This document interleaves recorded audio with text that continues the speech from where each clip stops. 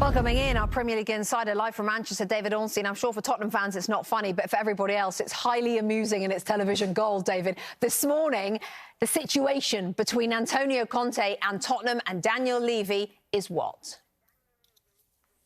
Well, it was extraordinary, Rebecca. It was jaw-dropping. But I think what it underlines the most is that the end of Antonio Conte is nigh. It's more a question of when rather than if he's going to leave Tottenham. I don't know if there is any way back from that. But there is a scheduled day off at Tottenham today, so it's business as usual as far as we know.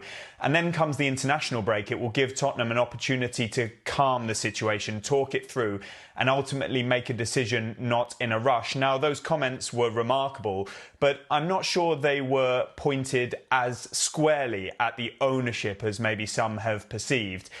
They were largely targeted at the players. Pointedly, he did not mention himself in that criticism, and that has got a lot of people's backs up. And a lot of what he said was actually true. However, it won't have gone down well with those players, the staff members, the executives at the club.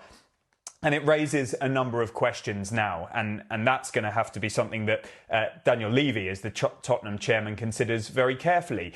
Is he in breach of contract with his comments? Is he trying to get himself sacked? Does Daniel Levy want to pay him out to go for the remaining 3 months of his contract, which does have an option to extend by 12 months, but I don't think anyone anticipates that being activated. And of course, is he the best chance of getting Tottenham in the top four or somebody else? Ryan Mason is there as a staff member. He's very popular. He's done it in the past, but he doesn't have a backroom staff. Antonio Conte has a huge number of personnel that would cause a lot of upheaval if he was to go. And we'll hear the likes of Maurizio Pochettino, Thomas Tuchel, Roberto De Zerbi, Ruben Amorim and more mentioned, but Tottenham won't talk to them until they have clarity on the Conte situation. But one thing is for sure, I do think that Antonio Conte now is going to be leaving. It's just whether it's in the summer or now. OK, so Tottenham are looking for a new manager at some point, we think, between now and the summer. Crystal Palace looking for a manager right now. Vieira fired on Friday, McCarthy in interim charge today. Roy Hodgson, the name on everyone's lips as the interim caretaker for the rest of the season. Is that true? Roy Hodgson is the surprise favourite for this role until the summer. He's not the only option, Rebecca. Don't forget, he's 75 years old and he, for all intents and purposes, retired after leaving Crystal Palace in the summer of 2021. But he does know the club very well. He is available. He knows the staff members, the executives, the board and some of the players. And if we hark back to his time at Selhurst Park, he did give the likes of Aaron Wan-Bissaka, Tyrick Mitchell their opportunities. He seemed to get more out of the likes of Eberechi Eze and, crucially, Wilfried Zaha. Steve Parish, the chairman and co-owner, retains a fondness for Roy Hodgson. And so that will give him a really big decision to make on behalf of the ownership, which, of course, he has his American co-owners, Josh Harris, David Blitzer and John Textor, who will feed into this conversation, of course.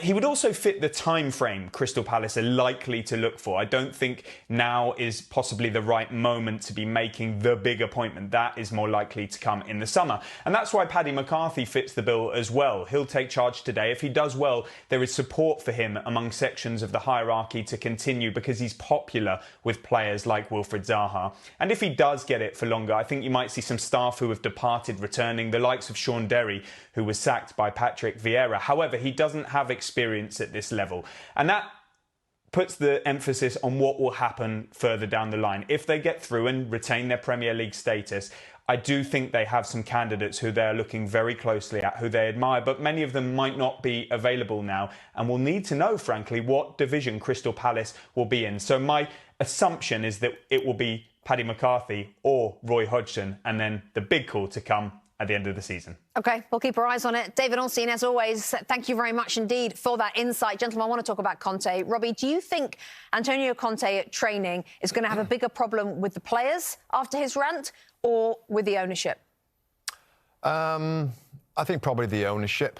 I mean, I think it's very individual. If I'm in that, if I listen to that as a player, I'll take it on the chin and I'd be one to, like, I would see it as of course, a huge criticism, but I want to react to it. That's just me. Others might say, how dare he speak to us like that? Maybe some will not want to play for him anymore. I wouldn't. I'd be like, you know, OK, let's go again. And I think that the more damaging quotes I thought were about the ownership. It's been the same owner here for these amount of years, and he hasn't won anything. As David said there, the fact that he doesn't kind of take any responsibility in his own actions for what he's done. He's had 3 windows. He spent nearly $260 million. He's had all this time to work and groove the team. And he says, with such disdain, I don't want to see that again. Well, that's your team that you pulled together with your director of football, Paratici, that he brought in, that worked together before. So he's, of course, a big part of this. It's just whether they feel this is a final rallying cry to finish in the top 4, or whether it's too damaging and he could go in the next few days. What's the argument to fire him, do you think? What's the positive that could come? That it might unify a dressing room that maybe has got a little bit separated. I agree with Robbie. I don't think there's that many personalities who are going to come back at Conte.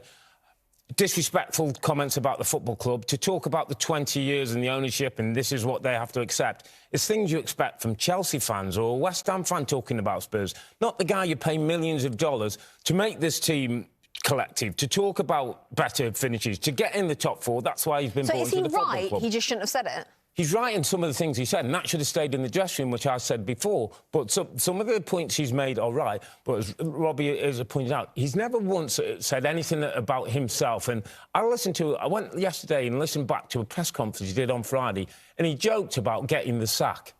I just wonder if he's almost pushed Daniel Levy to turn that joke into reality, because something it feels wrong with him now in charge of the football club trying to go for 4th spot. And we're heading into an international break, which is notorious for when clubs fire managers, so they have some time to find somebody else. Hi there, I'm Rebecca Lowe, studio host for NBC's coverage of the Premier League. Don't forget to hit subscribe to watch more videos all season long. For even more Premier League content, from original series to live matches, head over to Peacock and be sure to tune in for Premier League mornings every weekend on USA Network and on Peacock. We will see you over there.